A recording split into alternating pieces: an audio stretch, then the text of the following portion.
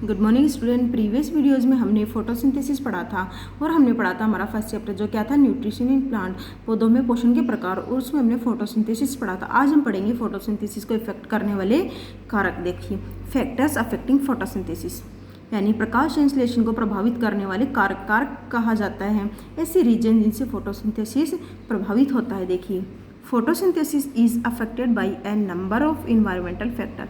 Photosynthesis ऐसे बहुत सारे कारक हैं, बहुत सारे रीजन हैं जिससे फोटोसिंथेसिस इफेक्ट होता है, यानी इन्वायरमेंट में ऐसे बहुत सारे रीजन हैं जिनसे फोटोसिंथेसिस प्रभावित होता है। देखिए, दीज आर वो हैं लाइट इंटेंसिटी यानी प्रकाश की तीव्रता। प्रकाश मीन्स रोशनी की तीव्रता, कितनी तेजी से वो आती है और किस प्रकार वो प्रभावित करती है। देखिए, as the light intensity is increased, the rate of photosynthesis increases almost nearly। जैसे जैसे लाइट इंटेंसिटी बढ़ती है यानी प्रकाश की तीव्रता बढ़ती है, वैसे वैसे प्रकाश संश्लेषण की दर बढ़ने लग जाती है। At higher light intensity the rate of photosynthesis becomes limiting. और जब प्रकाश की तीव्रता काफ़ी अधिक बढ़ जाती है, बहुत ज़्यादा बढ़ जाती है, तो फोटोसिंथेसिस लगभग रुक सा जाता है, काफ़ी कम हो जाता है। आगे, नेचर ऑफ लाइट, प्रकाश का स्वभाव यानी किस प्रकार का प्रकाश फोटोसिंथेसिस के लिए आवश्यक है और किस प्रकार का नहीं। देखिए, the blue and the red regions of the visible light are most effective for photosynthesis. Red और ब्लू कलर का जो लाइट होती है वो फोटोसिंथेसिस के लिए बहुत ज़्यादा उपयोगी होती है। If the light of some other color is made to fall on the plants, then the rate of photosynthesis decreases। यदि किसी और कलर की लाइट पौधों पे गिराई जाती है तो क्या होता है, फोटोसिंथेसिस की दर कम हो जाती है, फोटोसिंथेसिस काफ़ी कम हो जाता है।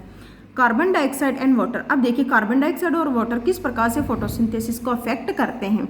Poor availability of carbon dioxide and water lowers the x tends rate of photosynthesis. Carbon dioxide की और पानी की यदि कमी होती है, इनकी कम उपलब्धता होती है, तो ये फोटोसिंथेसिस को डायरेक्टली इफेक्ट करता है। आगे देखिए, टेम्परेचर। टेम्परेचर किस प्रकार से फोटोसिंथेसिस को प्रभावित करता है। देखिए, the temperature does not effect the light reaction but affect the dark reaction markedly. हालांकि टेम्परेचर लाइट रिएक्शन यानी लाइट को तो प्रभावित नहीं करता है, लेकिन यदि अंधेरे में प्रकाश संश्लेषण होता है तो उसको जरूर प्रभावित करता है। The effect of temperature on photosynthesis varies from plant to plant. और ये असर जो होता है लाइट का, टेम्परेचर का असर जो होता है, रोशनी में तो प्रभावित नहीं करता, लेकिन अंधेरे में प्रकाश संश्लेषण को प्रभावित करता है। और ये प्रभाव हर पौधे में अलग अलग प्रकार से होता है। In addition of these factors the internal factors such as age of leaf, chlorophyll level in leaf, internal structure of the leaf etcetera also affect photosynthesis. अब ये कारक तो क्या थे, ये इन्वायरमेंटल रीजन थे जिनसे फोटोसिंथेसिस इफेक्ट होती है। अब कोई ऐसे रीजन भी होते हैं जिनसे फोटोसिंथेसिस इफेक्ट होती है। इंटरनल फैक्टर ऐसे भी होते हैं जिनसे फोटोसिंथेसिस प्रभावी होती है, जैसे एज ऑफ लीफ, पत्ती की आयु, क्लोरोफिल लेवल यानी कितना क्लोरोफिल लेवल लीफ के अंदर पाया जाता है, लीफ के इंटरनल आंतरिक संरचना, ये सब क्या करती है, फोटोसिंथेसिस को प्रभावित करती है। देखिए, synthesis of food other than carbohydrates by plant.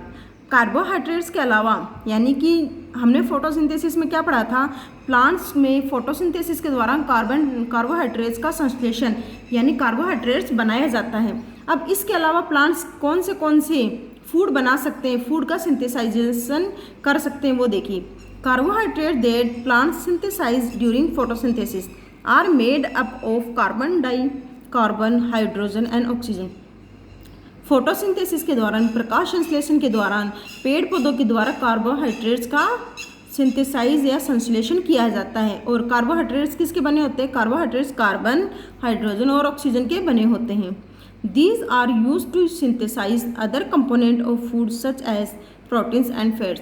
और इनका इस्तेमाल किया जाता है बाकी फूड कंपोनेंट का सिंथेसाइज यानी संश्लेषण में, जैसे कि प्रोटीन्स और फैट्स का सिंथेसाइज किया जाता है। Proteins contain nitrogen. प्रोटीन्स में क्या होता है, नाइट्रोजन पाई जाती है। Through air contains large amount of nitrogen, plants can not absorb this nitrogen directly. हालांकि इन्वायरमेंट में बहुत ज़्यादा नाइट्रोजन पाई जाती है, लेकिन जैसे पेड़ पौधे डायरेक्टली कार्बन डाइऑक्साइड को अब्जॉर्व कर लेते हैं, वैसे ये डायरेक्टली नाइट्रोजन को अब्जॉर्व नहीं कर पाते हैं, अवशोषित नहीं कर पाते हैं। They get nitrogen in 2 ways, और ये नाइट्रोजन 2 तरीक़ों से प्राप्त करते हैं। देखिए, plants get nitrogen in the form of soluble salts such as nitrates, urea, ammonium sulphate etcetera from the soil through their root system. अब प्लांट्स वातावरण की नाइट्रोजन को डायरेक्ट ऑब्जॉर्व नहीं कर सकते, इसलिए वो क्या करते हैं, सोल्यूबल साल्ट घुलनशील अवस्थाओं में नाइट्रोजन को अवशोषित करते हैं, जैसे नाइट्रेट्स करते हैं, यूरिया, अमोनियम सल्फेट, ये क्या होते हैं, घुलनशील अवस्था में होता है और इनको पेड़ पौधों की जड़ों में डाला जाता है और रूट सिस्टम के द्वारा, जड़ों के द्वारा प्लांट्स इस नाइट्रोजन को अवशोषित कर लेता है। The atmospheric nitrogen can not be utilised by plants such as. अब एटमॉस्फेयर में जो नाइट्रोजन होती है वो प्लांट्स के द्वारा अब्जॉर्व या यूटिलाइज उपयोग नहीं की जा सकती। जैसा वो कार्बन डाइऑक्साइड का उपयोग कर लेते हैं, ठीक वैसे वो नाइट्रोजन का उपयोग नहीं कर सकते। However certain bacteria such as symbolic bacteria present in the root nodules of the leguminosae plants can convert atmospheric nitrogen into soluble salts of nitrogen, for example nitrates. अब वो क्या करते हैं, डायरेक्टली अब्जॉर्व नहीं कर पाते, इसलिए कुछ ऐसे बैक्टीरिया होते हैं जैसे सिम्बोलिक बैक्टीरिया, ये कहाँ पाए जाते हैं, ये लेग्यूमिनेसी प्लांट्स में, प्लांट्स के रूट्स में पाए जाते हैं। लेग्यूमिनेसी प्लांट्स वो प्लांट होते हैं जिनकी फलीदार, जैसे मटर जो होता है वो फलीदार होता है, तो इन पौधों की जड़ों में क्या पाई जाती है, सिम्बोलिक बैक्टीरिया पाए जाते हैं। ये क्या करते हैं, ये वातावरण की नाइट्रोजन को सोल्यूबल साल्ट्स में कन्वर्ट कर देते हैं, यानी ये क्या करते हैं, वातावरण की जितनी भी नाइट्रोजन होती है उसको सोल्यूबल साल्ट, जैसे नाइट्रेट्स है, यूरिया है, अमोनियम सल्फेट है, इनके अंदर इनको कन्वर्ट कर देते हैं, इनको चेंज कर देते हैं, और चेंज करने के बाद में ये पेड़ पौधों के द्वारा, जड़ों के द्वारा अवशोषित कर ली जाती हैं। These salts being soluble are absorbed by the plants through their root system। जैसा कि मैंने बताया था कि सिम्बोलिक बैक्टीरिया के द्वारा, ये सिम्बोलिक बैक्टीरिया पाए जाते हैं लेग्यूमिनेसी फैमिली के प्लांट में, यानी फलीदार पौधों की प्लांट्स में पाए जाती है। ये सिम्बोलिक बैक्टीरिया वातावरण की नाइट्रोजन को सोल्यूबल साल्ट्स में कन्वर्ट कर देते हैं और इस सोल्यूबल साल्ट को प्लांट्स के रूट सिस्टम के द्वारा अब्जॉर्ब कर लिया जाता है। In this way, plants get nitrogen to prepare proteins needed for their growth and for the animals deriving their food from plants। और इस प्रकार से क्या करते हैं, अब ये जो नाइट्रोजन, जिस नाइट्रोजन का इस्तेमाल पेड़ पौधे क्या करते हैं, अपना प्रोटीन्स बनाने के लिए करते हैं। ये प्रोटीन्स पेड़ पौधे के लिए आवश्यक तो है ही, और साथ में ये प्रोटीन्स इंसानों को और ह्यूमन्स, प्लांट्स और एनिमल्स को भी दे दी जाती है ताकि उनका भी ग्रोथ हो जाए। अब आगे देखिए बच्चों, other modes of nutrition in plants.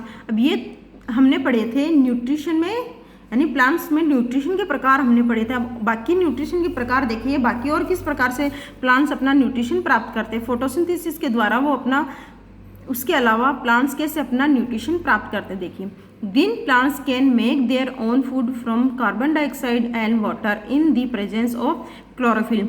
Chlorophyll is a green pigment present in green leaves and sunlight. So green plants are autotrophic। बच्चों, ग्रीन प्लांट्स क्या करते हैं, ग्रीन प्लांट्स अपना भोजन खुद बनाते हैं, और खुद कैसे बनाते हैं, कार्बन डाइऑक्साइड, वाटर और क्लोरोफिल और साथ ही सनलाइट, इन सब की उपस्थिति में अपना भोजन बनाते हैं। जैसा कि मैंने आपको फोटोसिंथेसिस में पढ़ाया था, वही क्या होता है, ग्रीन प्लांट्स में होता है। और ग्रीन प्लांट्स अपना भोजन खुद बनाते हैं, इसलिए इनको ऑटोट्रॉफिक कहा जाता है। ऑटोट्रॉफिक को हम हिंदी में कहते हैं स्वयंपोषी। स्वयंपोषी का मीन ऐसे जीव जो अपना भोजन खुद बनाते हैं, उन्हें स्वयंपोषी या ऑटोट्रॉफिक कहा जाता है। देखिए, plants which do not contain chlorophyll, non green plants depend on other living organism for their food. और ऐसे प्लांट्स जिनमें क्लोरोफिल नहीं पाया जाता है, यानी non green plant, green plants के अंदर ही क्लोरोफिल पाया जाता है, नॉन ग्रीन प्लांट्स के अंदर क्लोरोफिल नहीं पाया जाता है। तो ये प्लांट्स क्या करते हैं, अपने भोजन के लिए बाकी लिविंग ऑर्गेनिज्म के ऊपर डिपेंड होते हैं। Thus, the plants which do not contain chlorophyll are heterotrophs and their mode of nutrition is heterotrophic। और ऐसे प्लांट जिनके अंदर क्लोरोफिल नहीं पाया जाता उनको हेटेरोट्रोप्स कहा जाता है, और इनमें जिस प्रकार का पोषण पाया जाता है, जिस प्रकार का न्यूट्रिशन पाया जाता है, उस न्यूट्रिशन को हेटेरोट्रोफिक कहा जाता है। हेटेरोट्रोप्स मीन्स परपोषी, हेटेरोट्रोफ और ऐसे प्लांट्स को क्या कहा जाता है? हेटेरोट्रॉप्स। हेटेरोट्रॉप्स का मीन होता है परपोषी, यानी जो अपने भोजन के लिए दूसरों पर निर्भर होते हैं उनको परपोषी कहा जाता है। Herbivorous animals depend directly on plants for their nutrition. Herbivore शाकाहारी जीव क्या करते हैं? डायरेक्टली प्रत्यक्ष रूप से अपने भोजन के लिए, अपने न्यूट्रिशन के लिए प्लांट्स पे डिपेंड होते हैं। Carnivorous depend on other animals which in turn depend on plants. Carnivorous क्या करते हैं? वो अपने भोजन के लिए, अपने न्यूट्रिशन के लिए दूसरे एनिमल्स पे डिपेंड होते हैं, और ये दूसरे एनिमल क्या होते हैं? दूसरे एनिमल प्लांट्स पे डिपेंड होते हैं।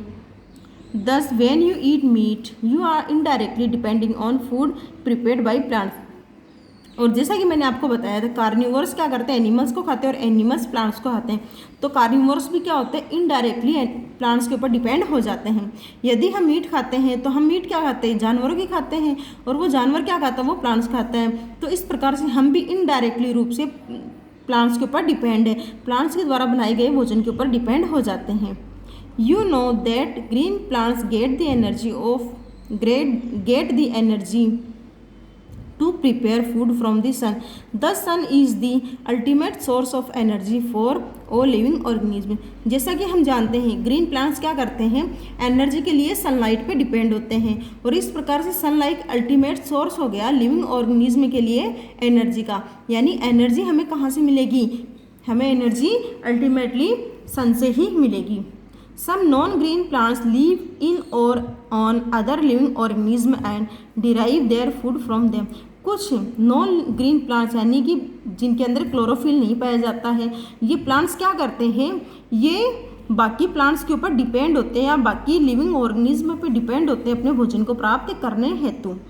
For example, dodder is a plant that suck food from another plant using root structure. अब डोडर को हिंदी में कहा जाता है अमरबेल। अमरबेल एक ऐसा प्लांट है जो अपने भोजन के लिए दूसरे प्लांट्स के ऊपर निर्भर होता है और अपने फूड स्ट्रक्चर के द्वारा उस प्लांट का फूड या उस प्लांट का न्यूट्रिशन को सक करता है। Such plants are called parasite, और ऐसे प्लांट्स को परजीवी कहा जाता है। पैरासाइट का मीन होता है परजीवी, यानी जो अपने भोजन के लिए दूसरों पर निर्भर होते हैं। The plant from which a parasite gets its food called host, और ऐसे प्लांट जिनसे पैरासाइट अपना भोजन प्राप्त करता है यानी जिनके ऊपर रहकर अपना भोजन लेता है, उन प्लांट्स को होस्ट कहा जाता है। Some parasitic plants like mistletoe plant which grow on trees such as mango और mahua have green leaves and can synthesize their food. अब जैसे कि मिसलटो, जैसा कि आपको दिख रहा है ये मिसलटो प्लांट है, ये क्या करता है? ये अपने भोजन के लिए मैंगो या महुआ ऐसे प्लांट्स के ऊपर डिपेंड होता है, उनकी पत्तियों के ऊपर डिपेंड होता है और अपने रूट सिस्टम के द्वारा उनके भोजन को सक कर लेता है। They take water and minerals from the host plant. They are known as partial parasite. और ऐसे प्लांट जो अपना भोजन होस्ट प्लांट से प्राप्त करते हैं यानी वाटर और मिनरल्स, तो ऐसे प्लांट्स को पार्टियल पैरासाइट कहा जाता है। देखिए, the plant kingdom also has plants that consume insect, और प्लांट किंगडम में यानी पेड़ पौधों की जगत में ऐसे प्लांट्स भी होते हैं जो इंसेक्ट को, कीड़े मकोड़ों को खाते हैं। The Venus flytrap and pitcher plant catch insect by ingenious methods. Venus flytrap और पिक्चर प्लांट ऐसे प्लांट होते हैं जो कीड़ों को यानी कीट मकोड़ों को आसानी से खा लेते हैं। इंजेनियस का मीन होता है आसान तरीके, इंजेनियस मेथड मीन आसान तरीके। They are known as insectivorous plant, और ऐसे प्लांट को कीटभक्षी या इंसेक्टिवोरस प्लांट कहा जाता है। In a pitcher plant, a leaf becomes modified to form a pitcher-like structure with lead. एक पिक्चर प्लांट में क्या होता है? उनकी जो पिक्चर प्लांट की पत्ती होती है वो एक पिक्चर यानी घड़े का आकार ले लेती हैं, और कौन से घड़े का? जिसके ऊपर ढक्कन पाया जाता है। लीड का मीन होता है ढक्कन। एक ऐसे घड़े का आकार ले लेती हैं पिक्चर प्लांट की पत्तियां जिसके ऊपर ढक्कन पाया जाता है। Inside the pitcher there are hairs pointing downwards, और पिक्चर प्लांट के अंदर की तरफ खूब सारे हेयर्स होते हैं जो क्या करते हैं? किसी भी इंसेक्ट को अंदर की तरफ धकेलने में मदद करते हैं। When an insect enters the pitcher plant, the lid close to trap the insect and its gets entangled in the hair. The cell of the pitcher plant secrete digestive juice to digest the insect. और जब कोई insect picture plant के ऊपर या pitcher plant में enter करता है तो लीड क्या करता है? अपने ढक्कन को यानी वो जो पिक्चर प्लांट का आकार होता है वो क्या करता है, उस ढक्कन को बंद कर लेता है और उसके जो हेयर होते हैं वो उस इंसेक्ट को अंदर की तरफ फंसा लेते हैं। और पिक्चर प्लांट जो होता है वो एक डाइजेस्टिव पाचक रस का सिक्रीशन करता है, जो क्या करता है, उस इंसेक्ट को डाइजेस्ट कर लेता है। Venus flytrap and pitcher plant grow in soil that is not so rich. और विनस फ्लाईट्रैप और पिक्चर प्लांट ऐसी जगह में पाए जाते हैं जो उनके पोषण के लिए पर्याप्त नहीं होती है। They use the nutrition obtain from insects to supplement the food they prepare by photosynthesis. और वो क्या करते हैं, ऐसे इंसेक्ट को खाते हैं जो इंसेक्ट फोटोसिंथेसिस के द्वारा बनाए गए भोजन को लेते हैं। यानी इनडायरेक्टली विनस फ्लाईट्रैप और पिक्चर प्लांट क्या करते हैं, फोटोसिंथेसिस के द्वारा बनाए गए फूड का यूज़ करते हैं, इनडायरेक्टली उसी फूड का यूज़ करते हैं। अब बच्चों यहाँ देखिए यहाँ देखिए बच्चों एक डायग्राम है, ये डायग्राम हमने मिस कर दिया था, अब ध्यान से देखिए। ये है the flow of energy in food chain. ये है फूड चेन, जैसे कि हमने प्रीवियस क्लास में फूड चेन पढ़ा था। यानी फूड चेन में क्या होता है, प्राइमरी, फिर सेकेंडरी कंज्यूमर, फिर ये कंज्यूमर सेकेंडरी, फिर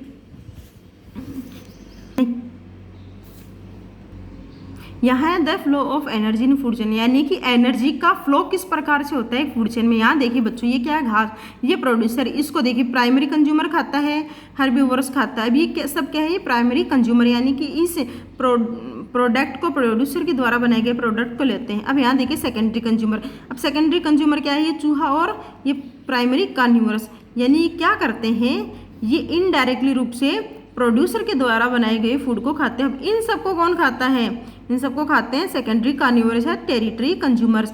यानी ये ईगल जो है इनडायरेक्टली रूप से इनके ऊपर ये सर्कल जो है इस प्रकार से चलता रहता है, ये होता है फूड चेन।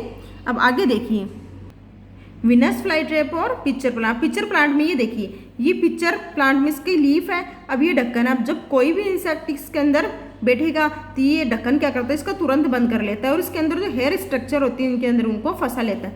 अब यहाँ देखिए ये हेयर स्ट्रक्चर है, ये जब कोई इंसेक्ट इस प्लांट के ऊपर बैठता है, किसी भी इंसेक्ट के बैठने पे ये हेयर उसको अपने अंदर फंसा लेता है और इन प्लांट्स के द्वारा एक डाइजेस्टिव जूस का सिक्रेशन किया जाता है, जिसको ये क्या करते हैं, इंसेक्ट को पचाने में या उसको डाइजेस्ट करने में हेल्प करते हैं। बच्चों तो आज हमने पढ़ा था other modes of nutrition in plants. मुझे उम्मीद आपको चीज़ समझ में आया होगा। कल हम पढ़ेंगे आगे का topic. So have a nice day.